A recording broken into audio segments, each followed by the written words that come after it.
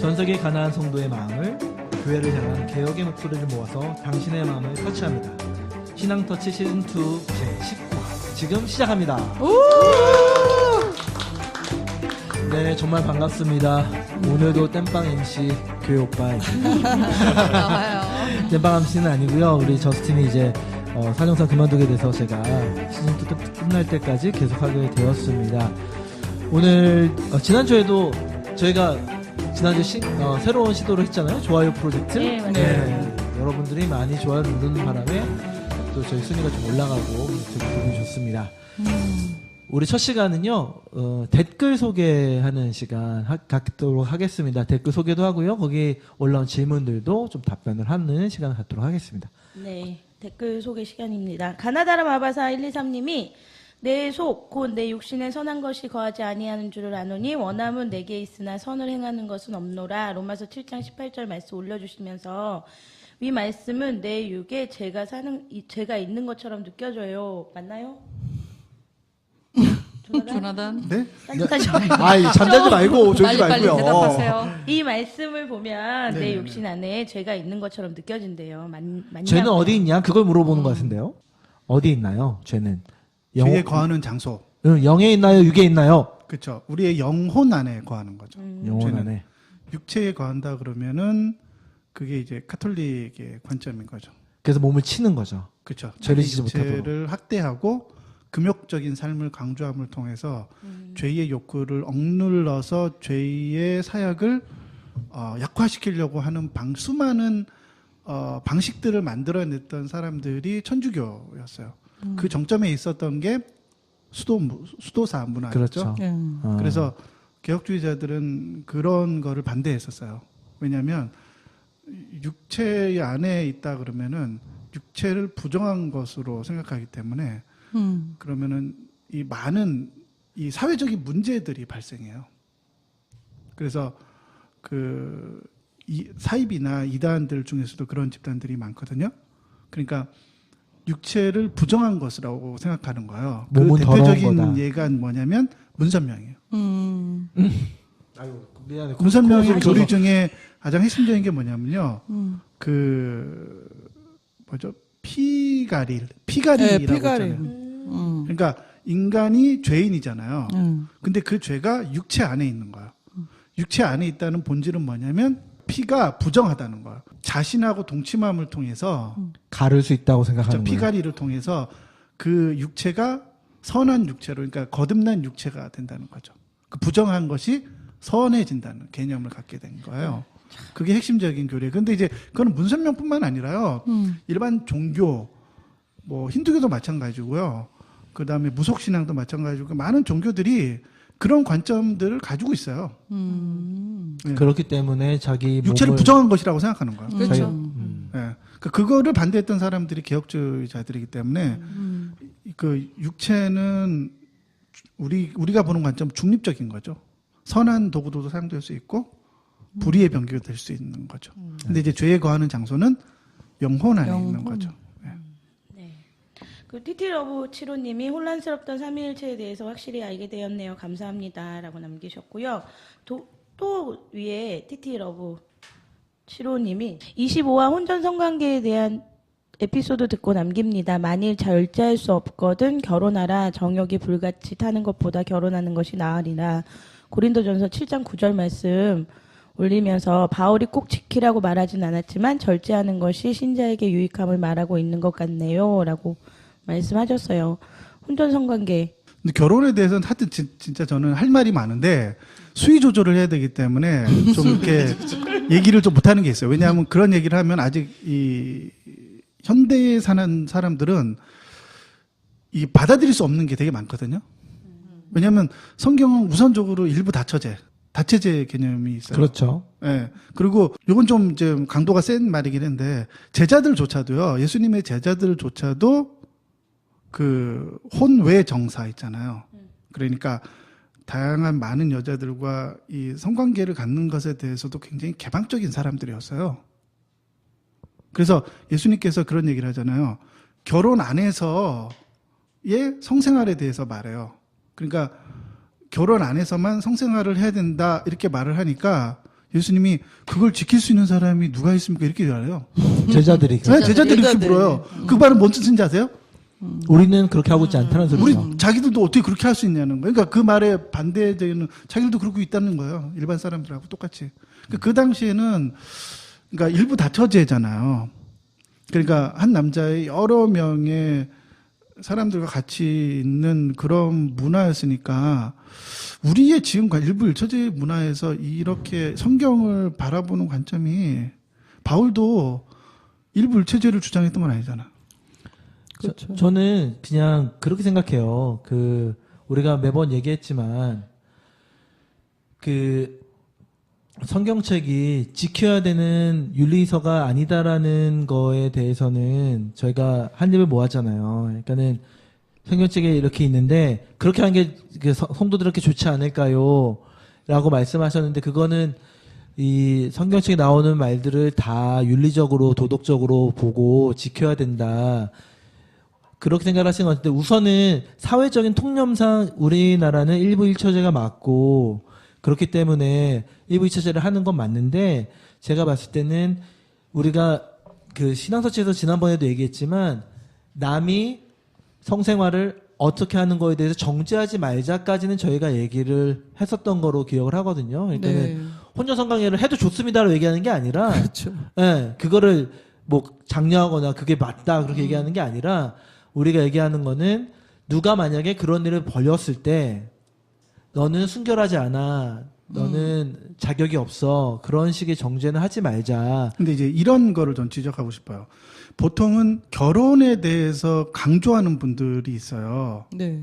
결혼 안에서만 성생활을 강조하시는 분들의 근거가 되는 게 뭐냐면 하나님이 여자와 남자를 창조하셨다는 거예요. 네. 그래서 여자와 남자가 하나가 됨을 통해서 온전해진다는 관점이거든요.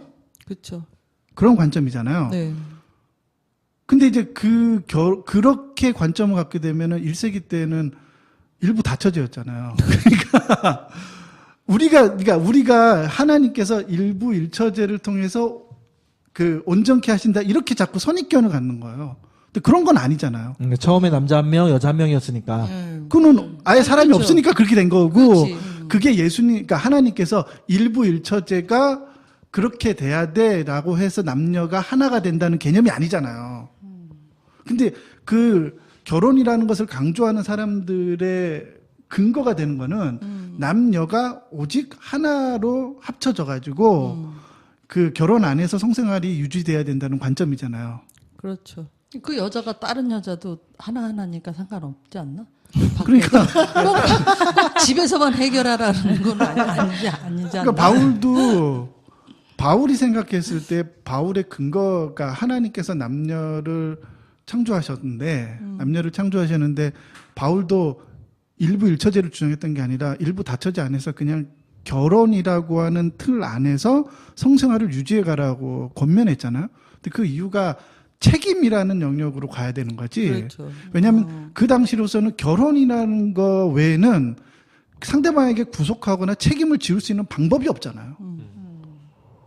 그러니까 바울이 결혼을 강조한 거는 하나님께서 남녀를 만드셨으니까 오직 남녀 하나만 이렇게 이루어져야 돼라는 관점에서 말했던 게 아니라 책임을 지울 수 있는 법적 구속력이 그 사회 안에서 결혼이라는 제도밖에 없으니까 결혼 안에서 성생활을 유지해 가라라고 하는 의도가 있지 않았을까? 저는 그렇게 생각하는데. 물론 이제 그런 것들이 성경의 구절에 나오진 않아요.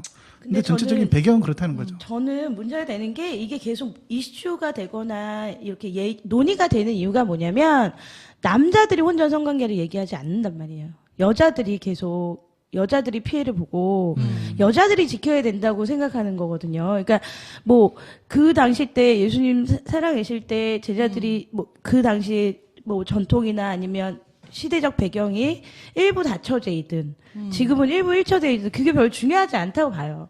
그러니까 여자들도 똑같은 권리를 가지고 있다 그러면 이게 아무런 문제가 없거든요. 근데 남자들이 혼전 성관계에 대해서 고민하는 남자들이 얼마나 있어요. 고민 안 하고 그냥 산단 말이에요. 크리스천이든 아니든. 근데 여자들은 고민을 한다는 거죠.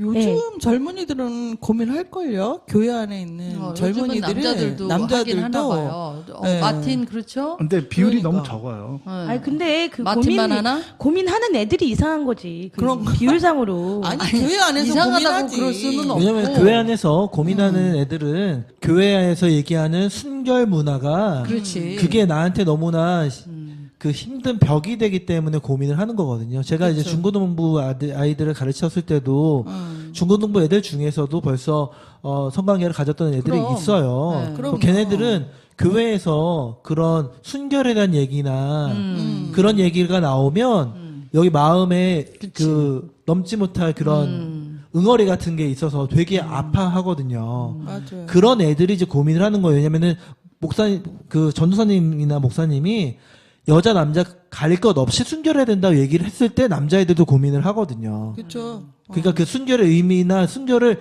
강조하는 그런 문화가 아이들한테 교회에 있는 애들이 고민을 좀 하게 만들죠. 저는 뭐라 해야 될까? 왜 말을 더듬지? 그러니까 왜 그러는 거지? 아니 저 이제 그 1년 만에 어떤 그런 생각들에서 많이 변해가지고 고민 많이 했었거든요. 어렸을 때 계속 아 진짜 혼자 지켜야 되는구나라고 생각하는 고 있었는데 대학생활 하면서 지켜야 되나? 그런 고민하면서 과연 그냥 어떤 성적인 부분에서 어떤 순결 지키는 게 정말 순결인가 싶기도 하고 그렇죠. 그런 고민들을 겪으면서 근데 요즘에는 제가 청소년부 담당 교사로 섬기고 있잖아요. 근데 이제 목사님께서 그런 부분에 대해서 강조하진 않으셔서 사랑하면은 뭐 할 수 있는 거지. 근데 이제 너희가 책임지지 못할 짓 하지 마라 이렇게 말씀하시거든요. 그래야 책임으로 가져가기 때문에 그런 부분에 있어서 그러게 저는 그런 부분에 대해서 이렇게 되게 자유롭게 좀 생각하고 그렇죠. 싶은 사람이라서 저는 예. 교회 안에서 가르쳐야 되는 거는요. 성경적인 사고방식은 뭐냐면 성에 대해서 가져야 되는 거는 책임의 문제예요. 그걸 강조해야 맞아. 돼요. 맞아. 그러니까 책임. 혼전 성관계가 되냐 안 되냐 순결의 문제를 저는 왜 교회에서 얘기하는지 저는 사실 모르겠어요. 그게 뭐 어떻다는 거예요? 왜냐하면 성경이 순결에 대해서 얘기하나요? 성적인 순결에 대해서 얘기하지 않습니다. 가치에 대해서 그것이 가치 있고 그것이 중요하다고 말하지 않아요. 그러니까 성경이 말하는 거는 책임이거든요. 바울도 책임에 대해서 말하고 예수님도 결혼이라고 하는 거를 각주 강조했던 거는 책임을 부여할 수 있는 제도 장치가 그밖에 없기 때문에 그렇게 말하는 거거든요. 근데 오늘날에는 결혼이라는 거를 제외하고도 책임을 물을 수 있는 방법이 많잖아요. 그러니까 예를 들어서 저는 고등학생들이 예를 들어 성관계를 통해서 뭔가 이렇게 임신을 하거나 그러면 보통 대책이 교회 안에서 어른들이 하는 방식은 뭐냐면 낙태로 보통 가잖아요. 그렇죠. 근데 그게 잘못됐다는 거를 알려줘야 된다는 거죠. 어찌됐든 교회는 책임을 지우는 쪽으로 가야 돼요. 그러니까 그게 뭐 책임을 지우고 그게 어린 나이에 실수했어도 괜찮아. 실수했어도 괜찮아. 책임을 지면 돼. 이렇게 말해야 된다는 거죠. 그게 돼야지만 그 나머지 사람들이 그걸 보면서 아 저렇게 실수하면은 인생 저렇게 어려워지는구나. 어려워지는 거 힘들어지는구나. 네, 그래서 아 조심해야 되는구나. 성적 생활에 대해서 이렇게 방향이 가야 되는 거지. 그거를 뭐 큰 죄인인 것처럼 말하는 것도 웃긴 거고. 그렇죠. 책임을 안 졌을 때 그걸 막 비방해야지. 약간 이런 거 있어요. 그 청년들 사이에서도 너네 그런 경험 했냐면 너 되게 믿음이 적구나 약간 이런 분위기로 몰고 가는 어떤 경향들이 있어요. 아직도 청년들 내에서. 그렇죠. 네. 또 있죠. 그런 게 있어요. 그래가지고 참 그런 걸 경험한 사람들이 만약 그걸 그러니까 솔직하게 얘기했을 때 공동체 내에 어떤 그런 고민들이 있으니까 얘기했을 때 거기서 그렇게 얘기하면 그런 것들을 과연 교회에서 교회 나오고 싶을까 싶은 생각도 해요. 맞아요. 교회. 그러니까 책임을 지지 않는 거를 나쁜 놈이라 그러고. 근데 보통 교회에 신앙 좋으신 분들이 대책을 좀 보면요. 드라마나 이런 데 보면은 보통은 이상한 방법들을 쓰잖아요. 자녀들이 뭐 이렇게 임신을 하거나 성관계를 통해서 이렇게 하면은 마치 그런 방향으로 문제를 해결하려고 그러는데 그렇죠. 오히려 그런 게 더 큰 잘못이라는 거를 그런 거를 교회가 좀 가르쳐야죠. 그래, 그런 그리고 문화로 좀 바뀌어야 구치 돼요. 누나 얘기한 것처럼 남자 여자 한쪽이 치우쳐서 정죄하는 거는 사실은 우리나라에서 없어져야 되는 적폐예요, 사실은. 네. 양쪽 다 정죄하든지 아니면 정죄 안 할 거면 둘 쪽 다 안 하든지 그렇게 하는 문화가 좀 됐으면 좋겠어요. 저는 좀 생각이 달라요. 그 부분은. 왜요? 왜냐하면 또 왜? 그게 어떤 이 문제를 정말 해결하고 싶고자 하는 의지가 있잖아요. 그런 문제를 해결의 관점에서 본다면요. 이 과거에 오히려 여성들이 억압받고 뭔가 성에 대해서는 여성들이 약자잖아요. 왜냐하면 성관계를 하고 나면은 그 후유증과 그것에 대한 결과로 임신이라고 하는 것이 생길 수 있잖아요. 확률적으로. 네. 그럼 그거에 대해서 호련히 혼자만의 책임으로 네. 사회가 그 푸시를 하고 또 많은 사람들이 그렇게 그 사회적으로 억압을 해왔잖아요. 근데 그 문제를 해결하려면 성에 대한 책임을 남자가 더 많이 져야 된다는 거예요. 아, 지금은 오히려. 단독으로 이게 균형을 잡으려면 반반이 아니라 그렇죠. 반반이 아니죠. 지금은 몇십 년 동안이라도 남자가 더 많은 책임을 지어야지만 이게 균형이 생기는 거예요. 예. 사실 미국이나 혹시 구찌누님도 외국에 살다 왔으니까 미국이나 서양 문화에서는요 어떤 여자가 토크쇼에 아기를 데리고 와요. 그런데 자기는 이 아기의 아빠를 찾고 싶다라고 하고 나와요. 그 말은 내가 그동안 잠자리를 가졌던 남자가 5명이 있었는데 그 중에 한 명 분명히 얘 아빠인데 잘 들어보세요. 이게 되게 중요해요. 이 아빠를 찾고 싶다고 그래요. 그래서 그러면은 그 사회자가 그 5명이 누군지 다 기억하냐? 그래서 다 얘기를 하면 그분들을 지금 수치대에 모셨다. 해가 5명이 나와요, 남자가. 어머머머. 이게 문화 충격이 아니라 진짜 나와요. 그래가지고 혹시 이 아이의 아빠일 거를 생각하는 사람 손 들어달라고 그렇게 얘기를 해요. 그러면 이 사람은 아이를 너무 좋아하는 사람이에요. 그래가지고 손을 들어요. 내가 얘 아빠일 것 같다라고 얘기를 하는데 검사 결과가 나왔습니다. 라고 얘기를 해요. 유전자 검사를 하죠. 유전자 검사를 해가지고 했더니만 엉뚱한 남자가 아빠로 나왔어요. 손들은 사람은 아니고. 아니고 그러면 손든 사람은 기분 되게 슬퍼하지만 어떻게 되냐면요 법적으로 이 아이가 성인이 될 때까지 그 남자가 책임을 져야 돼요. 아버지가. 양육비를 줘야 돼요. 미국이나 캐나다나 서양에서는 그게 완전히 정립이 되어 있어요. 그러니까 내가 실수를 해가지고 얘가 예를 들어 나중에 발견됐다. 얘가 이제 16살이 됐어요. 곧 있으면 성인이 되는데 그때 발견이 됐다면 그 전에 양육비를 다 줘야 돼요. 그러니까 이게 법적으로요 이렇게 바뀌어야 돼요. 여성이 우리도 유전자 그렇게 돼야 검사를 청구할 수 있도록 여성이 원하면 어. 어떤 남자든 간에요 유전자 검사를 청구할 수 있는 법률로 개정을 해야지만 이 성에 대한 문제를 조금은 균형을 잡을 수가 있어요. 책임에 대한 문제거든요. 그것이 서양의 관점은요 그냥 누가 책임을 지느냐는 거예요. 그 책임을 지고 싶지 않으면 자기가 조심해야 돼요. 그렇죠. 아니 지난번에 교회 오빠가 얘기한 그런 영화 같은 거 하지 않았어요? 우리나라에서? 무슨 우리나라에서? 우리나라에서 외국 영화인데 그런 식으로 아빠가 둘인 거예요. 근데 이 엄마가 누군지를 몰라. 브리짓 존스의 이야기 2. 그거. 그래서 이제 아빠라고 판명된 사람이 책임을 질 수 있도록 그렇게 법적으로 보호가 돼 있어요. 왜냐하면은 외국에서도 싱글맘이 되게 살기가 힘들거든요. 그래서 그 아기를 양육하는 거는 정자를 제공한 남자의 몫이다라고 아예 법으로 되어 있어서 그렇게 애타게 아기 아빠를 찾는 거거든요. 외국에서는. 우리도 그렇게 돼야 돼. 우리도 빨리 그렇게 바꿔야 되면은 돼요. 사실 싱글맘들이 그렇게 힘들어할 필요가 없죠. 그렇죠. 지금 그럼요. 미혼모들은 진짜 힘들잖아요. 우리나라는 그렇죠. 너무 힘들어요. 그러면 그러니까, 남자들이 정말 다시 이렇게 한 번 더 생각할 걸. 네. 모든 어떤 네. 행동을 근데 하기 전에. 스페인 같은 경우에는 미혼모면 그냥 모든 게 다 절반이에요. 아예 나라에서 좀 도와주는군요. 그러니까 학교 심지어는 뭐 학비도 다 절반이고 그래. 그러니까 반을 국가에서 해주는 거예요. 그러니까 학교 뭐 준비물 같은 것도 청구하면 엄마가 이제 절반을 내고 그다음 나머지는 국가가 막 이런 식으로 그러니까 싱글맘이 좀 살기에는 괜찮죠. 유럽 같은 경우에는 좀 그런 시스템인 것 같아요. 굳이 아빠를 안 찾아도 내 아빠를 찾으면 이제 양육비를 또 청구할 수 있고. 아니 근데 미혼모하고 싱글맘하고는 다르지 않나요? 근데 어찌됐든 엄마가 어찌됐든 혼자 돼요. 편모면 그쵸. 편모나 편부면 예, 반만 내면 돼요. 2분의 1만 딱 내면 돼요. 그러니까 사회의 책임을 더 강조하는 그렇지. 거죠. 그러네. 이게 유럽식이죠, 개인의 되게. 책임. 이거 유럽식이고. 왜냐면 미국이나 캐나다는 개인의 책임이거든요. 그쵸. 네. 그러니까 우리나라도 개인의 책임이 돼야 되는데. 그렇지.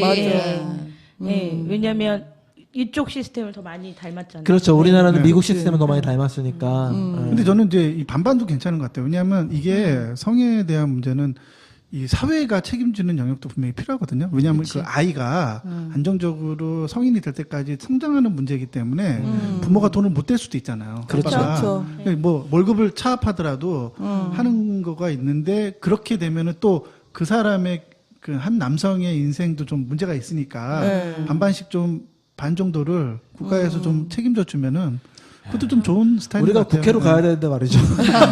법을 만들어야 되는데. 그러니까. 왜 신앙서치라고 있으니. 아, 됐어요. 알겠습니다. 네, 다음 댓글 그다음에 소개해 주세요. 쪼리맘께서요. 3일째 한 분이신데 새 위격이 있으시다. 다중인격인가요? 너무 어렵네요. 근데 계속 들으니까 60% 정도 이해됐어요. 조나단 성교님 수고 많이 하셨어요. 어려운 교리 설명하시느라 말이죠. 네네.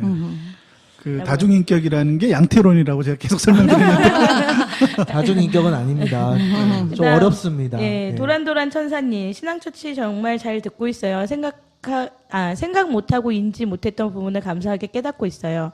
한 가지 부탁드릴 것은 이야기 중간중간에 여자분들 하는 추임새 자체 부탁드립니다. 나 오늘도 많이 했는데. 저예요, 집중해서 저. 듣고 있는데 집중을 깨버리네요.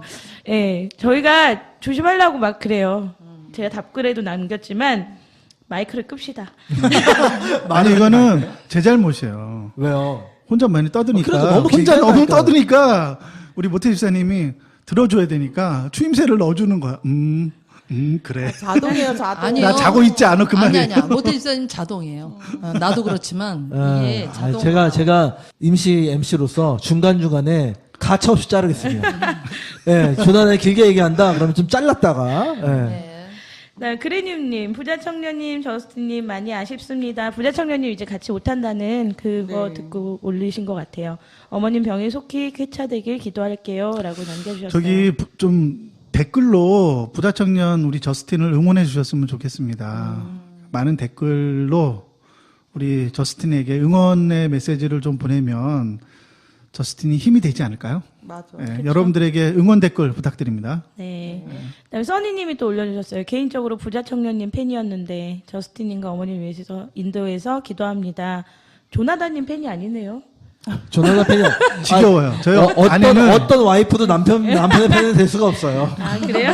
저희 아내는 이제 지겹습니다. 하도 많이 들어서. 그다음에 페이스 4964님이 좋아요 4번 눌렀다고 지인의 소개로 3일 동안 처음부터 끝까지 들으며 생각을 정리하고 있습니다. 들으면서 균형이라는 단어가 계속 생각이 나네요. 신앙터치 팀에게 감사합니다라고 남겨주셨어요. 정주행하기에는 되게 양이 좀 많기는 한데 그쵸. 이 섞일 수 있어요. 그래서 막 3일 만에 듣기에는 좀 그렇고 네. 석 달? 우리 좀 있으면 이제 시즌 2 마무리하면 빈 공백이 있어요. 그때 정주행. 그때 아니 정주행 이런 정주행 하신 분들한테 상을 줘야 되지 않나요, 우리? 나한테 줘요. 정주행하셨나봐요. 그랑조소아님이 좋아요 누른 것 같은데 언제 눌렀는지 기억이 가물가물하네요. 젊으신 분이 이러면 안 되는데, 그죠? 그리고 그레니움님이 좋아요 캠페인 좋네요. 근데 에피소드마다 좋아요 숫자가 다른데 말이죠. 아니면 여태까지 신앙터치 좋아요 누른 숫자를 알 수 없을 테고 캠페인이니까 취지와 방법을 공지에 올려주세요. 네, 공지에 올렸고요. 그 회당 목표치를 정해서 그 회에 그 목표치에 도달하게 되면은 커피 추첨을 쿠폰을 추첨을 통해서 한 명에게 랜덤 넘버를 골라서요. 그렇죠. 좋아요가 이번에 좋아요 17번 하신 분한테 커피를 쏩니다. 그렇게 랜덤으로 번호를 그쵸. 뽑으면 좋을 것 같아요. 근데 그 랜덤의 기준이 뭐야? 아, 구찌 저기 언니가- 구찌 언니가 네이버로 부르는 거지. 랜덤 치면 나와요. 랜덤 번호 1부터 아, 50 중에 진짜? 하나. 예. 그런 것도 있어요? 아, 그럼요. 랜덤이란 아. 개념이 수학적으로 되게 어려운 개념이라 컴퓨터를 이용할 수밖에 없어요. 그래야 그럼 우리 그런 어플을 사용해서 하겠습니다. 알겠습니다. 휘도르 님이 김성수 목사님 사업 팟빵에서 이열 전도사님 설교를 들었습니다. 그 부분 방송 종료된 후 신앙터치를 들으며 큰 위안을 받습니다. 혹시 조나단 님의 설교를 들을 수 있는 곳을 알려주시면 감사하겠습니다. 방송 때 제가 말한다 그랬거든요. 어디서 들을 수 있어요? 안 알려줌? 부끄럽습니다. 엄청 이렇게 깁니다. 제 설교를 올릴 만큼의 용기가 없어서 제가 네. 아직은 제가 제 설교를 녹음을 하긴 용기가 한 없는 게 아니라 우리가 시스템이 안 돼서 못 올리는 거지 뭘 용기가 없어서 그래요. 용기가 없어서 그러는데요. 아니에요. 왜 아니 그래도- 매주 설교를 녹음하긴 해요. 그렇죠. 아, 그래요? 녹음해요. 예. 그럼 녹음은- 휘도르님은 개- 이메일을 주세요. 겐톡 주세요, 겐톡. 아니요. 이메일 개인적으로. 주시면 그래서 지인들한테만 이렇게 보내드리는데 제가 이렇게 공식적으로 유튜브나 이렇게 어디 올리기는 너무 부끄러워서 제가 아직은 용기가 안 나요. 부끄러워서 유튜브에 올라간 거 있잖아요. 옛날 11년도 거.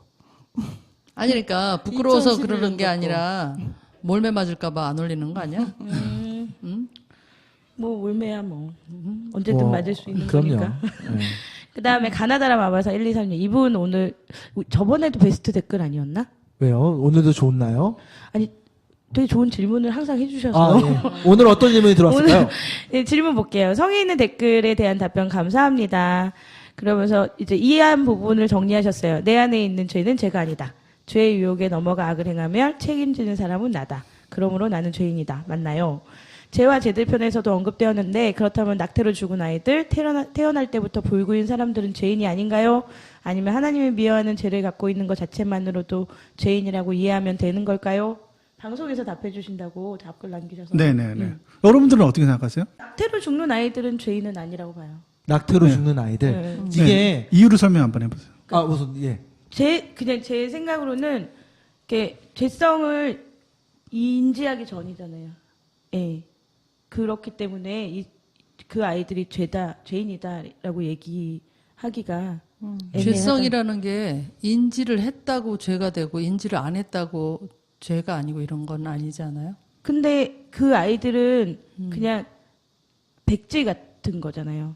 우리가 죄라는 거는 가지고 태어나는 거지. 태어나서 우리가 습득하는 게 아닌데 걔네들이 그렇긴 한데 백지라는 기준이 어디 있어요? 그러니까 죄성을 가지고 태어났지만 그 죄로 인해서 발생되는 그러니까 살아가면서 발생되는 내 몸을 도구로 내준 적이 없기 때문에 그렇죠. 예. 그래서 그런 생각. 죄인이 네. 아니다. 네. 제가 의학적으로 문제를 좀 설명을 해드릴게요. 낙태를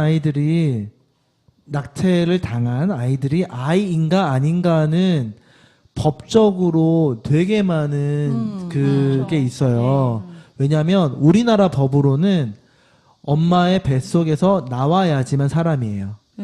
그렇죠. 아시겠죠? 맞아. 그러니까는 얘가 엄마 뱃속에 나오기 전에는 사람이 아니에요. 인권이 없어요. 우리나라에는. 그러니까 살인이란 말을 쓸 수가 없네요. 네. 그렇죠? 그러면은 왜냐면 만약에 그 아이가 낙태가 됐을 때 주스가 몇 주부터 이거를 사람을 볼 것인가에 대한 그런 기준이 명확하게 잡혀 있지는 않는 걸로 제가 알고 있어요. 왜냐면 이거를 예를 들어서 이거를 22주부터 사람이다라고 얘기를 하면 21주 6일일 때는 사람이 아닌 거거든요.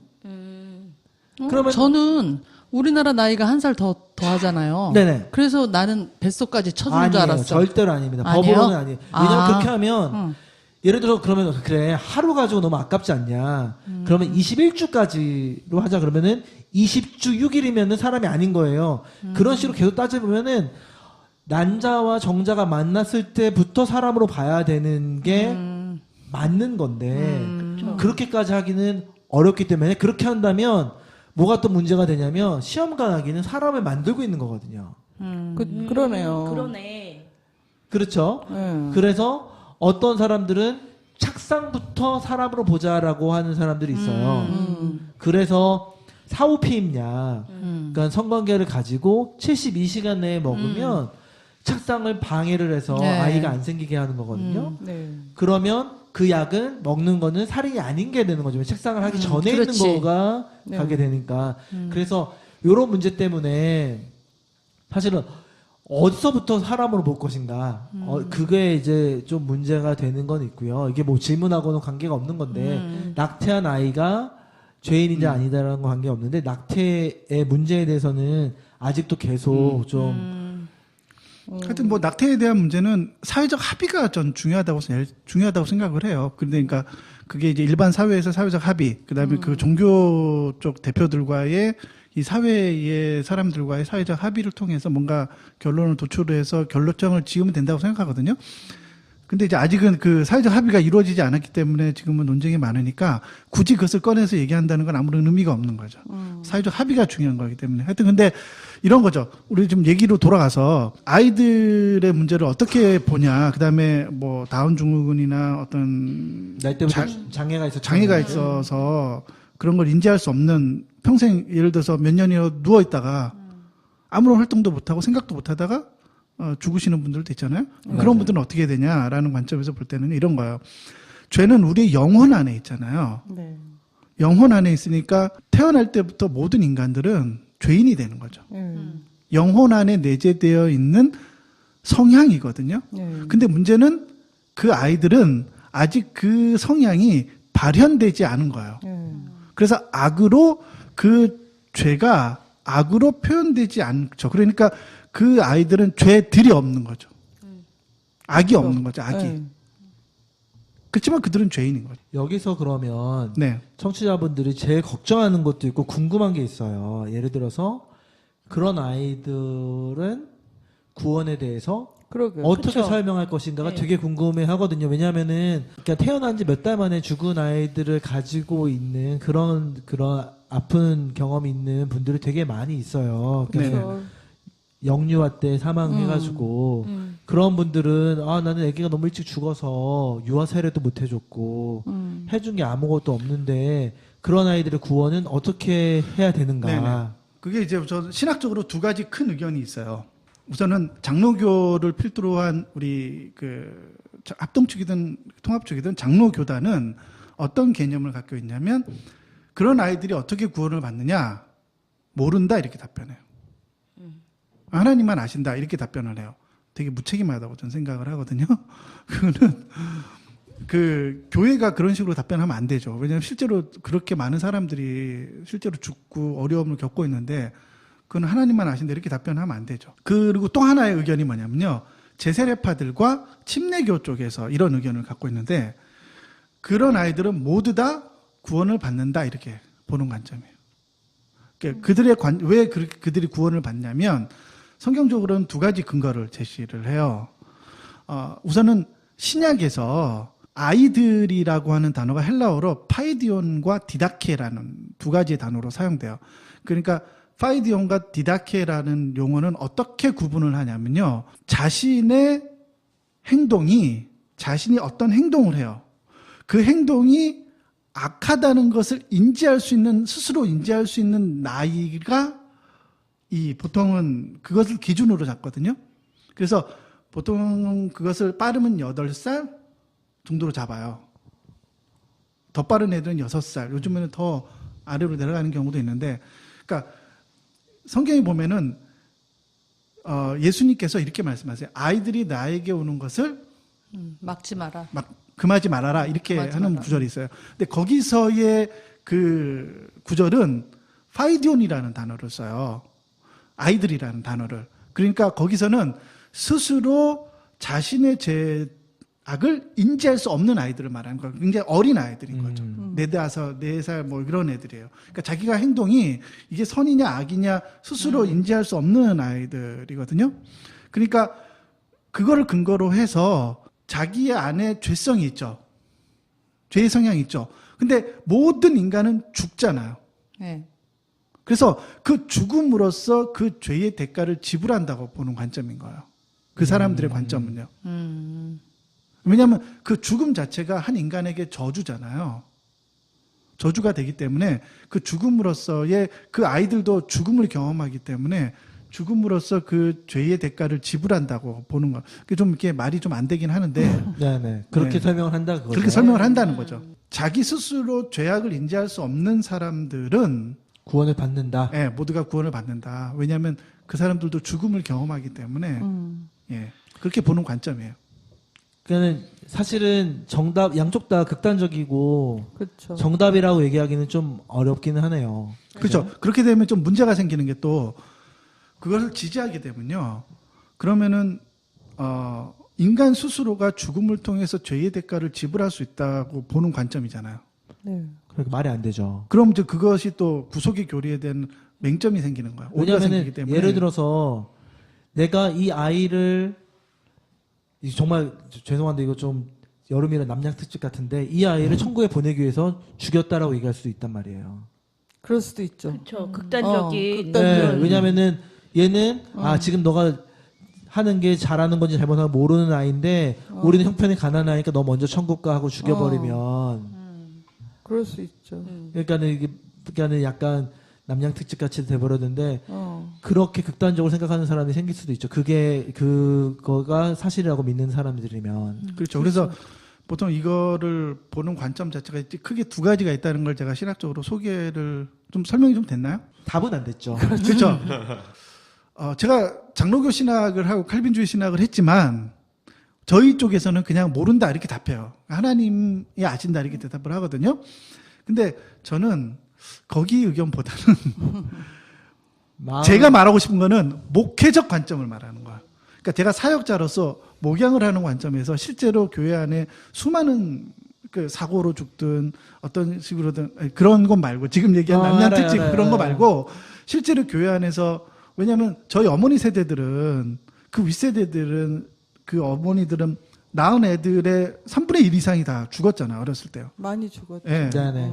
예방접종이나 이런 게 잘 안 됐기 때문에 병으로 많이 죽었는데 그런 사람들이 교회 안에 실제로 있는데 그런 분들이 위로를 받기 위해서는 제가 어떤 이런 부분에 대해서는 이거는 논리와 지성을 좀 초월해서 그분들을 위로하는 관점에서는 교회가 그 모든 아의 사람들이 하나님의 품 안에 있다 이렇게 말해주는 게 목회적 관점에서 좋지 않냐라고 보는 관점이에요. 저는. 그렇죠. 우선 신학적이진 않더라도 네.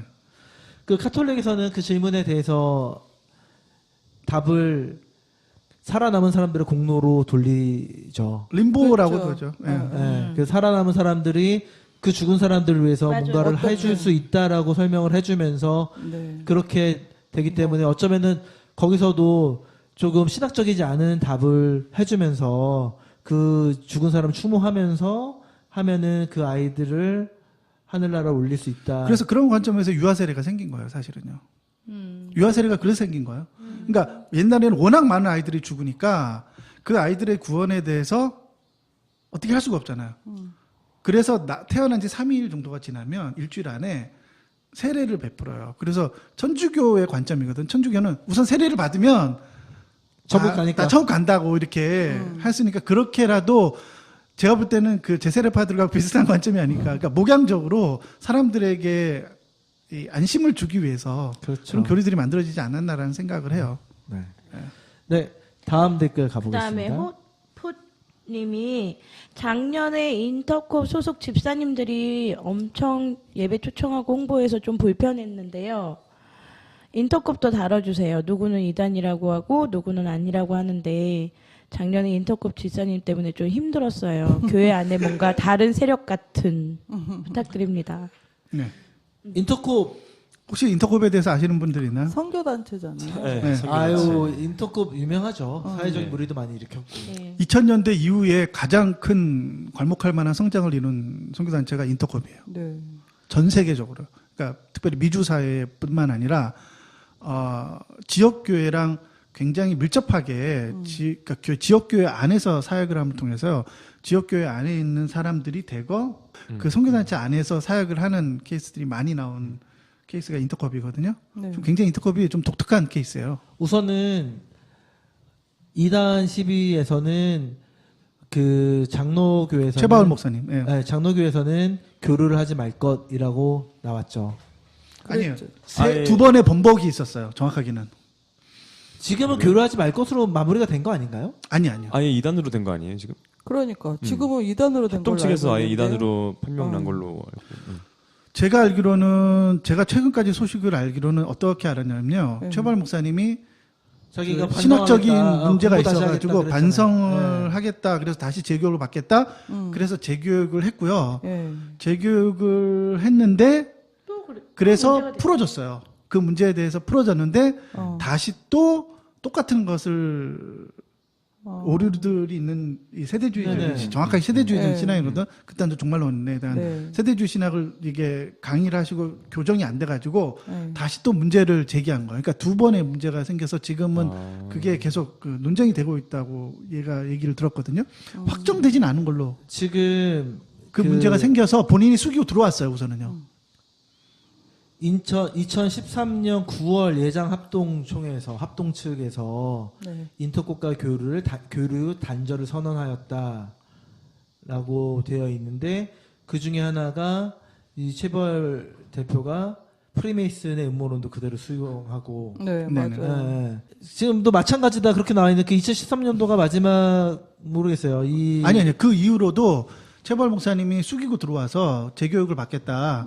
그리고 자기 신학적인 문제들이 있으면은 강의나 주제들과 어떤 신학적인 의견들을 바꾸겠다라고 해서 그 교단에 있는 교수님들한테 다시 재교육을 받았어요. 재교육을 받고 그 문제 일단락 됐거든요. 근데 네. 그 이후에도 사역하면서 14년도 이후에요. 이후에도 여전히 그 문제들이 남아 있어서 다시 그 문제가 논란이 되고 있는 거야. 근데 그 다음에는 아직 어떤 리액션이 안 나오고 있어요. 저는 그 우리가 이단 얘기를 했었는데 이단이 결국에는 끝이 다른 거잖아요. 네네. 그렇죠. 끝이 다른 거기 때문에 우리 개혁주의 신학에서는 이단이 맞아요. 이거는 그냥 대놓고 얘기할 수밖에 없어요. 그분의 그 세대주의적인 신학이 이단일 수밖에 없는 거죠. 왜냐하면 끝이 다르니까 그렇게 그냥 얘기를 하고 생각을 하는 게 우선은 약간 좀 극단적으로 들릴 수는 있지만 그게 맞다고 저는 개인적으로 생각을 해요. 예, 세대주의적인 생각과 프리메이슨을 추종하는 음모론을 네. 추종하는 생각과 그런 것들이 그 인터콥을 이단으로 볼 수밖에 없다. 저는 개인적으로 그렇게 생각합니다. 어떻게 생각하세요, 여러분들은요? 근데 이 인터컵 선교 단체를 제일 많이 키워준 데가 여의도 순복음 교회잖아요. 거기에서 제일 많이 키워줬기 때문에 이게 뭐 이단으로 여의도 순복음 교회도 어떻게 보면은 사실 이단인 거잖아요. 왜냐하면 제가 지금 알고 있는 대부분의 장로교회와 통합 측하고 통합교단에 있는 교회들은 아직도 인터컵하고 교류하면서 프로그램들을 계속 하고 있어요. 하는 데가 지금도요. 있어요. 근데 이제 여기가 그 아프간 납치됐던 데가 여기잖아요. 네. 그렇죠. 예. 그리고 뭐 땅 밟기 하고 네. 저기 기사 보니까 그 조나단이 들으면 기겁할 수도 있는데 힌두교 사원에서 찬송가 부르다가 걸려가지고 쫓겨나고. 맞아. 그렇죠. 불상 돌고 그 인터컵이었어요? 예. 다 인터컵이에요 이 모든. 이게 어떻게 된 거냐면 제가 기사를 보니까 이렇게 돼 있더라고. 그런 기사를 무리한 짓 안 해요. 기사를 보니까 이렇게 써 있더라고요. 이제 힌두교 사원에서 노래를 불러봐라 뭐 그랬나 봐요. 그랬더니 기타를 들고 찬양을 한 거예요. 찬송가를 불렀는데 지나가던 한국의 여행객 중에 불교 신자가 승려, 불교 승려. 승려가 이거 교회에서 부르는 노래다라는 거를 알아채고 중단시키고 쫓아냈대요. 근데 거기가 불교의 성지였다는 거예요. 네. 인도에 뭐 3대 성지 중에 하나인지 아무튼 그런 곳에서 개념이 없는 거죠. 매너가 없는 거지, 매너가. 그러니까. 종교에 대한 개념이 없는 곳이. 그- 종교에 대한 이해가 없는 곳이. 저는 이제 인터컵에 대해서 좀 어떻게 생각해요? 여러분들도 좀 개인적인 생각이 있으시면 얘기를 좀 해주셨으면 좋겠는데. 그냥 저는 이분이 느낀 거하고 비슷해요. 인터코 소속돼 있는 사람들은 그 좀 이렇게 말해도 될지 모르겠지만 좀 빌어먹을 선민의식이 있어요. 네. 대목자는 선민의식 있죠. 니들은 몰라. 이런 거 있잖아요. 그런 게 있어요. 근데 그게 1차적으로 거부감이 와요. 예. 근데 저는 이분한테 그냥 거부감이 오면 이상한 거예요. 예. 머리에서 얘기를 해주는 거죠. 예. 이상하다. 예, 뭔가 이상하니까 그거에 대해서 힘들어할 필요도 없어요. 저는, 네. 얘기해보세요. 학교에서 저희가 또 선결 교단이잖아요, 제가. 그렇죠. 그래서 이제 학교에서 배우는 선교학개론 교수님이 계세요. 근데 저희 학교에도 이제 인터콥이라는 이름으로 활동하진 않지만 다른 이름으로 이제 바꿔서 활동을 해요. 또 저희 교단도 이제 이단 심의도 걸렸었고, 그다음에 이제 지금 이제 교류 금지가 있어서 예. 그래서 이제 어쨌든 학생들이 어떻게 활동을 해요. 그래가지고 이제 이거 얘기해도 되나? 어쨌든 그 선교학개론 교수님이 이제 하시는 그 수업에 인터콥 학생이 들어간 거예요. 근데 거기서 막 질문을 했던 거죠. 근데 그 교수님이 그 학생을 보고 그랬던 거예요. 그분도 이제 그 그 이단 심의 그 할 때 그분이 이제 심사했던 거예요. 근데 이제 그분이 그 수업 때 대놓고 얘기했던 게 뭐냐면 인터콥 너네 내가 이단을 하고 싶었는데 못했던 게 뭐냐면은 너희들 열심히 있기 때문에 이렇게 본받아야 하기 때문에 이단이라고 딱 판명될 수는 없었다 이렇게 얘기하면서 너희 저 빌어먹을 놈들이라고 막 이렇게 얘기했었거든요 한번 수업 시간에. 근데 이제 이제 그 얘기를 듣고 제가 인터컵 학생들을 봤는데 되게 너무 열심히 해요. 진짜 열심히 하고 하는데 근데 만나서 얘기를 해보면은 그런 게 있어요. 진짜 그러니까 그 사람들만 뭔가 잘난 느낌이 있어요. 진짜 그런 느낌도 있고. 그러니까 우리가 가지고 있는 이 선교관을 너희도 가져가서 그 선교관대로 너희가 선교를 해야 돼. 그러니까 이런 게 있어요. 그래가지고 얘기할 때 약간 그렇더라고요. 약간 편하게 얘기하면 재수가 없죠. 예. 그냥 거기서 배우지 않은 그 너무 심하다. 예, 거기서 배우지 않은 사람들은 무슨 선교사야 약간 이런 그러니까 존중하는 느낌 들지만 존중하지 않는. 그러니까. 자, 제가 좀 정리를 좀 할게요. 너무 길어지니까 얘기가. 네. 우선은 이단이 되기 위해서는 우리가 저번에 그 교리 시간에 할 때 네. 교리와 신학의 차이 했잖아요. 네. 그걸로 이렇게 우리는 신학이 다르면 자꾸 이단이라고 그러는데 그렇죠. 우리가 말하고 있는 이단은 교리가 다르면 이단이죠. 교리인데 교리가 그 달라요. 교리는 핵심적인 그 교리가 칼빈의 5대 교리를 이렇게 쫙 튤립. 설명을 되잖아요. 네. 네. 그러니까 그 부분에 대해서는 인터컵이 큰 문제가 없어요. 그러니까 그걸 가지고 이단이라고 말할 수는 없는 거예요.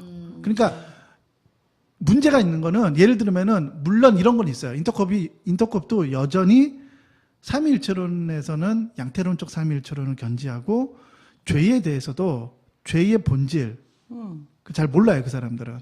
그리고 죄들에 대해서만 가르치고 그다음에 극단적 종말론 그다음에 프리메이슨을 가르친단 말이에요.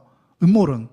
근데 이건 지금의 웬만한 교단이나 교회에서 은사주의 운동하시는 교회에서는 다 하는 거예요. 그러니까 그걸 가지고 인터컵을 이단이라고 이게 정죄를 하게 되면은 그럼 걸릴 기존의 교회들이 너무 많은 거야. 그러면 우리가 개혁주의를 계속 표방하면서 얘기를 하고 있는데 세대주의 신학이거든요, 인터컵이. 네. 근데 세대주의 신학에는 교리적으로 문제가 없다고 얘기를 하는 셈이 되는 거 아닌가요? 세대주의가 이단이 분명해요. 그러니까. 그런데 제가 안타까운 게 이거예요. 우리가 이단이라고 표현하는 거는 뭔가 이 이적 단체처럼 불순한 동기를 가지고 기존의 세력을 뒤엎으려고 하는 불순분자와 빨갱이라는 어떤 그런 이미지가 있잖아요, 그 안에. 근데 이제 인터컵이나 이런 사람들은 전혀 그런 의도가 없어요. 단순히 이 사람들은 무지한 거예요. 잘 모르는 거예요. 그러니까 모르기 때문에 이 신천지 사람들이 갖고 있는 극단적 종말론을 가르치게 되면요, 사람은 극단적 종말론을 갖게 되면 이 에너지가 막 생겨요, 몸 안에서. 엄청난 에너지가 생겨요. 왜냐하면 세상이 곧 끝나거든요. 예수님 곧 오시고 모든 것이 이제 그렇게 되면은 이 무한한 에너지가 몸에 솟구치는데 신천지랑 똑같아요. 그러면 이 신천지나 기타 이단들이나 이 사람들이 가르친 거랑 비슷하기 때문에 비슷한 양태들이 나타나는 거거든요. 근데 이제 그것만 가지고 그 사람들을 가지고 이렇게 이단이고 뭔가 이렇게 제외시켜 버리면 저의 관점은 세대주의는 분명히 이단인데 문제는 안타까운 그 사람들이 자기들이 갖고 있는 신학적인 관점이나 교리적 관점이 뭐가 뭔지를 정확하게 모르기 때문에 계속 그렇게 생각하는 거예요. 그러면은 아직 여지가 있다고 보시는 거예요? 그러니까 정서적으로는 네. 그 사람들을 이렇게 이단으로 이렇게 딱 잘라서 할 수가 없어요. 왜냐하면 보세요, 김상환 목사님이나 그렇지. 아니 조영기 목사님도 아직도 양태론을 가르친다니까요. 그러면은 그런 식으로 잘라 들어가면은 우리나라의 기존의 이 목사님들이나 이런 분들도 다 잘라가야 다 돼요. 이단이야? 하다못해 하영조 목사님, 오카는 목사님 이분들의 신학까지 다 검증해야 돼요. 물론 그런 분들도 다 신학적인 오류가 있거든요. 뭐 어쩔 수 없죠. 시대적 한계인데. 네. 근데 이렇게 말씀을 하시면 우리 댓글 다신 분에게 대답을 제대로 드릴 그렇죠. 수가 없잖아요. 더 혼란만 주셨어요. 이거 인터컵이 좋냐? 아니, 저는 그렇다는 얘기는 아니라는 거죠. 자. 근데 이단으로 몰아가기에는 그렇게 간단한 문제가 아니고 여러 가지 사회적 문제들이 생기니까. 그러면 그래요. 이단이라고 얘기하면요, 지금 인터컵과 교류하고 있는 수많은 교회들 있잖아요. 기존 이단이 교회. 되는 거지. 그럼 그만 교류해야죠. 네, 어떻게 나 교류해야 돼? 그러니까 교회 안에 또 다른 세력이 많네. 그렇죠. 자, 다음 거로 질문 넘어가겠습니다. 근본도 없는 님께서 신앙터치 보내주신 커피 쿠폰 잘 받았습니다 하고 뭐라 얘기하시면서 이걸 불교 경전을 모두 모아놓은 8만 대장경의 경우에 붓다의 어록을 경장, 그 주석서 일체를 논장이라고 하고 따로 분류를 했대요. 그런데 왜 신약성서는 예수님의 어록인 복음서하고 제자들의 편지글을 구분하지 않고 경전으로 묶어버렸는지 그게 의문이라고 해서 JP님이 성경을 문자적으로 해석하는 것을 막기 위함이다라는 댓글을 달아주셨어요. 그랬더니 또 질문이 있었어요. 이거는 조나단이 설명을 해주셔야 돼서, 첫 번째, 성경을 문자적으로 해석하는 것을 막기 위해서 이렇게 얘기를 했고, 두 번째는 개혁주의에서는 완전 축자 영감서를 따른다고 하는데, 의문점은 문자를 막기 위함과 문자주의는 서로 상반된다는 점이 첫 번째 의문이고, 두 번째는 문자주의의 해석을 막기 위함이 이유라면, 그럼에도 불구하고 왜 개신교계는 문자주의에 매몰되어 있는지, 세 번째는 개혁주의가 완전 축자 영감서를 취하고 있다면 종교개혁은 어떻게 가능했는지, 또 오늘날 수백 개의 교파로 난맥상을 보이는 이유가 뭔지. 제가 볼 때는 이분이 완전 축자 영감설이라고 하는 거를 정확하게 이해하셨는지를 잘 모르겠어요. 그러니까 그 네. 질문이 좀 그래요. 그 첫 번째 질문을 다시 돌아가서 첫 번째 질문이 네. 성경을 이렇게 엮어놓은 게 문자주의를 막기 위해서다라고 JP님이 얘기를 했더니만 이분의 질문이 저는 잘 이해가 안 되는데 문자주의를 막기 위함과 문자주의는 다르다. 그렇게 쓰셨잖아요. 그렇죠. 근데 이분이 뭘 잘못 생각하고 계신 것 같아요. 왜냐하면 여기에서 이분의 그 질문을 보면은 예수님의 어록인 복음서와 제자들의 편지글 등을 구분하지 않고 같은 경전으로 묶어버렸다고 하잖아요, 이분께서. 근데 실제로 그렇게 같이 묶은 건 아니잖아요.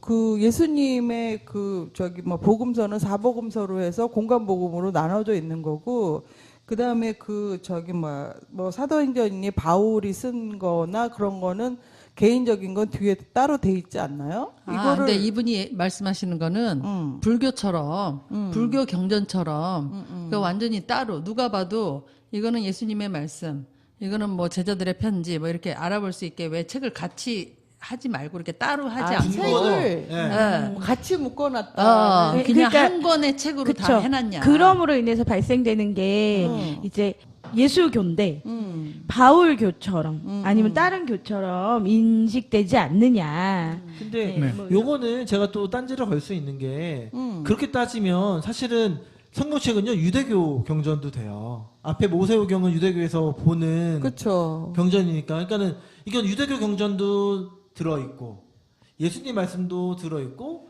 바울이 쓴 편지도 써있고 요한이 한 그 계시록도 있고. 그러니까는 이렇게 따로따로 돼 있는 모든 것들이 하나가 돼서 하나의 주제를 가질 수 있다는 거는 결국에는 아까 그 두 번째 질문에 얘기했던 성령님이 쓰는 사람들은 다르지만 개입을 하셔서 썼다라는 그 개념을 가질 수밖에 없는 거거든요, 사실은. 근데 왜 그거는 제가 볼 때는 이건 배경을 잘 모르셔서 그렇게 말씀하실 것 같아요. 이런 거 있죠. 마태, 마가, 누가, 요한이 왜 순서가 그렇게 돼 있을까요? 그러니까 예수님의 행적을 기록한 사복음서를 앞에 놓고 바울의 서신들을 뒤로 밀어놨을까요? 의도적으로 그렇게 편집을 한 걸까요? 그거 아니에요? 아니에요. 그래요? 두께별 아니에요? 두께별? 옛날에는요 편지를 두루마리에 종이가 없었잖아요. A4 용지가 없었단 말이에요. 그럼 양피지에 두루마리에 편지를 썼을 거란 말이에요. 기록물을 저작했단 말이에요. 그러면은 가장 잣수가 많아요. 장절은 15세기 때 생긴 거예요. 장절은요. 그러니까 1세기 때는 장절이 없었어요. 그러면은 잣수로 계산하면은, 왜냐하면 그때는 폰트가 똑같다잖아요. 네. 폰트가 똑같아요. 왜냐하면 그거를 기록한 사람이 개인이 기록하는 게 아니라 전문적으로 양피지에다 그거를 쓰는 사람이 따로 있었어요. 그러면은 아예 폰트가 컴퓨터로 쓴 것처럼 정자로 딱 해서 쓰게 되는데, 마태복음이 잣수가 장절을 따지면 안 돼요. 잣수가 가장 많아요. 그래서 1등? 1등이기 때문에 두루마리를 쫙 그 회당에다가 보관할 때 가장 첫 번째 저 위에 보관되는 거예요. 그러니까 두루마리 크기별로 진열을 해놓는단 말이에요. 그래서 마태복음이 제일 먼저 오고 그 다음 오고 그 다음 오고 그 다음 오고 그래서 신약 성경이 그런 식으로 배열이 되는 거예요. 그러니까 예수님의 사복음서를 앞에다 두고 바울의 편지를 뒤로 들려오고 의도적으로 그렇게 편집한 게 전혀 아니라는 거예요. 그냥 두루마리 두께별로 그렇게 편집이 된 거예요. 다만 요한계시록만 예외적으로 추가가 된 거잖아요. 예, 그렇죠. 그러니까 이게 다 편집이 끝난 다음에 사후에 다시 요한계시록만 에디팅이 된 거예요. 에디션 불옥편처럼 에디팅이 되면서 같이 합본이 딱 된 거란 말이에요. 그래서 맨 나중에 요한계시록이 자리를 잡게 되는 거예요. 그러니까 신약 성경을 잘 보면요. 두께별로 돼 있다니까요. 그래서 맨 마지막에 가면은 요한계시록 바로 전에 있는 게 제일 짧아요. 성경 자수가. 그래서 그냥 그렇게 편집이 된 거예요. 순서가. 다른 의도는 없어요. 그러니까 여기서부터 이제 이게 왜 순서가 이렇게 됐는지에 대해서 그 의도를 잘 모르시는 것 같고요. 또 완전 축자 영감설이라는 거는 뭐냐면요. 우리가 이제 오해하는 게 뭐냐면 모든 단어 하나마다 하나님의 영감이 깃들여져 있다 이렇게 생각하는 거예요. 그건 아니잖아요. 그런 그렇죠. 뜻이 아니에요. 모든 문자나 이 언어 안에 하나님의 영감이 깃들어져 있다 그런 뜻이 아니라 이 성경 안에 하나님이 인간을 구속하고자 하는 그 메시지가 하나님의 의도가 이 책 안에 정확하게 영감되어 있다는 거예요. 그래서 성령을 통하여서 그것이 하나님의 영을 통해서 인간에게 그것이 이해될 수 있다라고 보는 거예요. 그러니까 이 성경책 안에는 충분하게 하나님이 인간을 구속하시는 그 얘기들이 들어가 있다고 보는 거예요. 그게 완전 축자 영감설이고, 문자주의는 왜 우리가 문자주의를 비판하느냐면요. 문자주의를 해석할 때 그 단어가 나오기까지는 앞뒤에 문맥이 있잖아요. 앞에 스토리가 있고 무슨 이유가 있어서 그 단어가 나오는데 그 단어를 이 사람은 이해를 이렇게 하고, 그러면은 그 단어라는 거는 앞에 이야기와 후에 올 이야기에 비춰봐서 해석을 해야 된단 말이에요. 문자 그대로 해석하면 안 되고. 근데 이제 우리나라의 관점은 뭐냐면요. 앞뒤 얘기 상관없이 그냥 그 문자를 그 문자 그대로 그냥 해석해 버린다는 게 문자주의인 거예요. 그래서 제가 제일 싫어하는 문구가 그거잖아요. 내게 능력 주시는 자 안에서 모든 걸 할 수 있다라고 써 있는 텔레포트 할 수 있어. 그거 아니면은 네 시작은 미약하였으나 나 그 얘기 하려고 그랬어. 나 좀 창대하리라 그런 것들 그거를 보시면요. 그 앞뒤 문맥 보면은 바울이 왜 그 말을 했고를 알면 그거를 써놓으면 안 되고요. 그렇죠. 그리고 욥기에 그게 왜 있었는지 앞뒤를 보면 그 얘기 써놓으면 안 되거든요. 근데 그것만 딱 잘라서 보면 너무 좋아요. 꼭 잠언 한 구절 잘라서 붙여놓는 것처럼 그러니까. 그게 제일 문제거든요, 사실은. 맞아요. 네. 그걸 가지고 그래서 제가 제일 싫어하는 설교하시는 목사님들은 어떤 목사님이냐면 오늘의 말씀이요 한 절이에요. 앞뒤 없고 한 절. 그 한 절 가지고 30분 동안 설교를 하시는 거죠. 그 전에 무슨 내용이 있었고 그 후에 무슨 내용이 있었고 왜 그 말씀이 써 있는지에 대해서 얘기를 안 하고 그게 참 좋은 문구니까. 그렇죠. 그렇게 해석하면서 설교하시는 분들을 제일 싫어해요, 사실은. 네. 그러니까 예를 들면은 성경이라는 거는요. 예를 들어서 최순실이나 박근혜 사태를 딱 보면은 그게 어마어마한 이 시대의 이슈였잖아요. 네. 근데 그게 어떤 이야기들이 진행이 될 때는 그 전에 무슨 내용이 있었고 그 전에 무슨 내용이 있었고 그 전에 무슨 내용이 있었기 때문에 지금 타블렛이 무슨 내용이 문제가 되는 거예요. 그럼 전체 스토리를 알아야지 그 타블렛에서 무슨 내용이 나온 게 이해가 되거든요. 그 성경도 그렇다는 거예요. 얘기의 흐름이 있기 때문에 그 얘기의 앞뒤의 얘기들을 알고 그 본문을 해석해 가는데 우리나라는 전혀 그렇지 않아요. 왜 그러면 문자주의에 빠져 있냐? 신학 공부를 안 하기 때문이에요. 몰라서 그런 거죠, 결국. 왜 몰라서 그런 거예요. 그러니까 신학 공부를 해야지 앞뒤 얘기나 배경을 알아야지만 우리가 이런 식으로 해석할 거냐 저런 식으로 해석할 거냐 얘기를 할 수 있는 거기 때문에 그래요. 또 질문이 뭐였죠? 근데 이미 답변하셨어요. 네, 하면서. 네. 두 다 됐나요? 번째가 문자주의 해석을 막기 위함이라며 그럼에도 불구하고 왜 개신교계는 문자주의에 매몰되어 있는가? 잘 신학 몰라서. 공부를 안 해서. 신학 공부를 안 해서 그래서. 일단 이분이 예수님을 좋아서 신앙성서를 즐겨 읽는 정도에 불과하지 자기는 비그리스도인이기 때문에 이제 질문을 이렇게 한 거라고 감사합니다. 이 점 헤아려 달라고. 네. 그리스도인보다 나은 것 같아요. 헐라요. 궁금한 게 없는 게 그리스도인이잖아요. 사실 시키는 대로 하는 양이잖아요. 양. 이분은 제가 그 개인적인 편지 주셨을 때 이신론자. 예. 그러니까 신이 있다는 걸 믿는데 그러니까. 그 신이 이 불가지론적으로 이게 뭐죠? 아예 그것을 인간이 인지할 수 없다고 보는 관점이 아니라 인지할 수 있는데 그것이 어떤 식으로 존재하는지에 대해서는 자신이 이제 알고 싶어 하시는 거죠. 아, 이게 꼭 기독교다 이렇게 닥쳐지지는 못하신다는 거죠. 네, 알겠습니다. 그 마지막 댓글 준치로님이 간만에 댓글 남겨줬어요. 제가 요즘 여기 글을 안 쓰는 건 빛의 아들 때문에 질려서 그럽니다. 어지간히 길게 써야지요. 이렇게 쓰셨어요. 다른 데 가신 게 아니고 다른 데도 많이 이제 더 이상 그 가시는데 빛의 아들님은 댓글을 못 쓰게 됐습니다. 네. 네.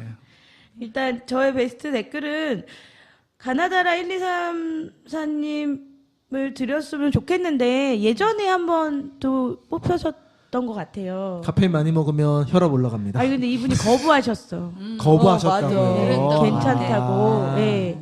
그래서 오랜만에 글을 남겨주신 준치로님 가끔씩 나한테 커피 쿠폰 달라고. 아, 그래 겐톡합니까? 보내주십시오. 비선 라인으로 접촉을 했는데 준치로님께 드릴게요. 네, 축하드립니다. 준치로님 권력을 아시는군요.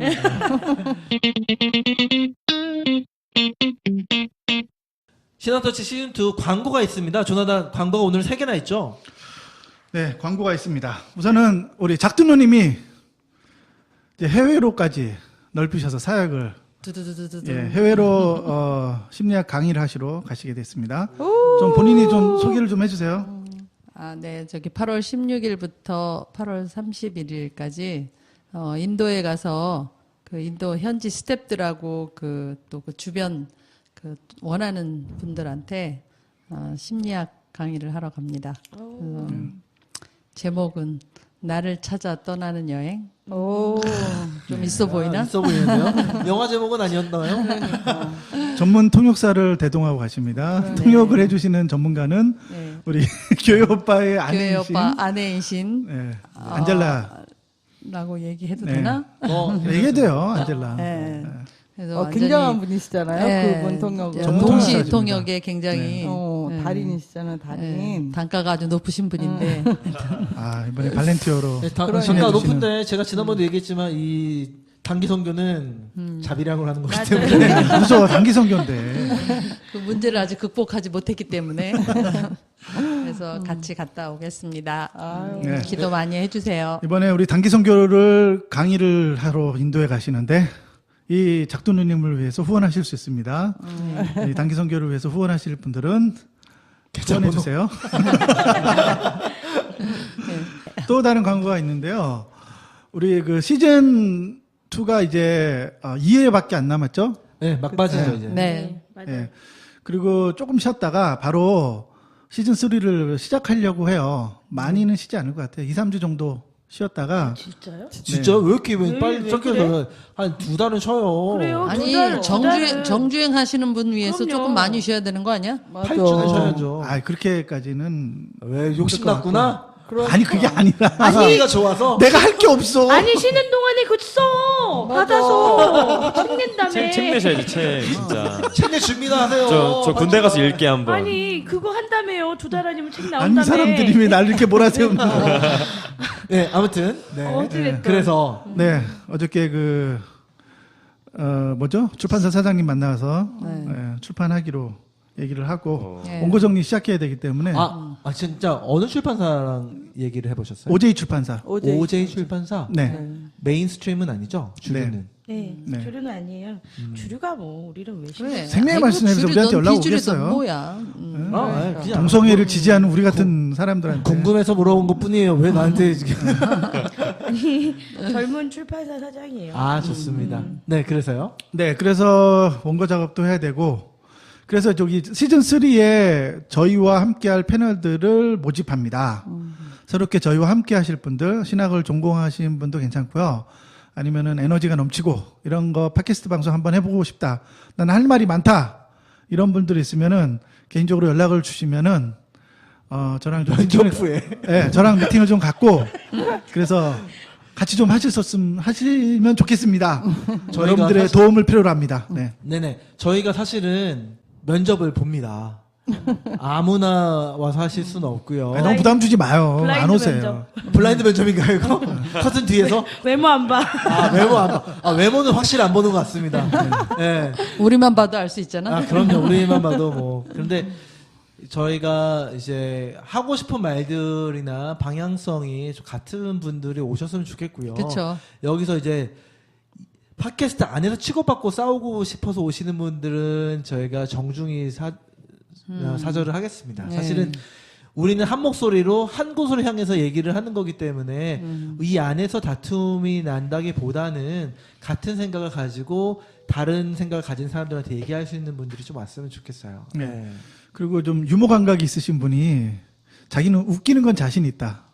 뭐 그런 거 잘하시는 분들도 오셨으면 좋겠어요. 왜냐하면 좀 중간중간에 꼴이 너무 까다로워. 이게 되게 까다로워요. 이게 저기 유머 대기업 캐릭터도 한 면접- 명 있어야 되잖아. 아, 대기업 면접보다 어려워요, 여기가. 네. 아니 아무튼 근데 너무 전문직이 계신 분들만 오셔서 하시니까 네. 이게 뭐 시즌 하나를 넘기기가 힘드네요. 왜요? 다들 막 너무 바쁘셔가지고. 네. 또 기회가 되면 또 오겠죠. 아니 그러니까 그러니까 너무 전문직에 계신 분들 노는 백수들. 네. 저처럼 무직이신 분들이 오면은 좋고요. 뭐 조물주 위에 건물주이신 분 뭐 이런 분. 아, 그런 분들 좋습니다. 네. 네, 그럼 마지막으로 좋아요 광고 한 번 더 해주시죠. 네네네. 저희 좋아요 프로젝트 너무 잘 되고 있는 것 같아요. 그렇죠? 저번 주에 한번 광고 한번 했는데 바로 좋아요 개수가 2배로 거의 3배 정도 늘어난 것 같아요. 그렇죠? 한 네. 3배 정도 늘어난 것 같아서. 근데 좋아요 누르는 거를 잘 몰라서 못 정말 누르시는 모르시는 분이 것 있는 것 같아요. 같아. 예. 그리고 또 회원 가입하는 것도 귀찮고. 네. 우선은 좋아요를 잘 누르려면요, 그 핸드폰에 이 팟빵 앱을 다운을 받으셔가지고 그 회원 가입을 하셔가지고 그러니까. 저희를 구독을 하시고 그래서 에피소드를 들을 때마다 오른쪽 상단에 회색으로 된 하트 테두리가 있어요. 거기를 누르면 빨간색으로 바뀝니다. 그럼 그게 좋아요가 된 거거든요.